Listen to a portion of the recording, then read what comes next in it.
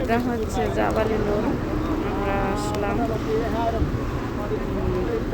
এইখানে আসার পরে এইটাতে সম্ভবত অনেক স্কলারশিপের কাছে শোনা আছে যে এই পাহাড় আল্লাহর পাহাড়ের পাদদেশে দাঁড়াতেন আল্লাহর নবীকে খাবারের দেওয়ার জন্য। এই পাহাড় উটের মতো বসে যেতেন মাথা দুটো টুকরা করার জন্য। সুবহানাল্লাহ। তিনি এইভাবে আল্লাহর নবীকে খাবার নিয়ে যেতেন। এই ঐতিহাসিক পাহাড় আগে ওইখান দিয়ে অনেক কষ্ট করে ওঠা লাগতো।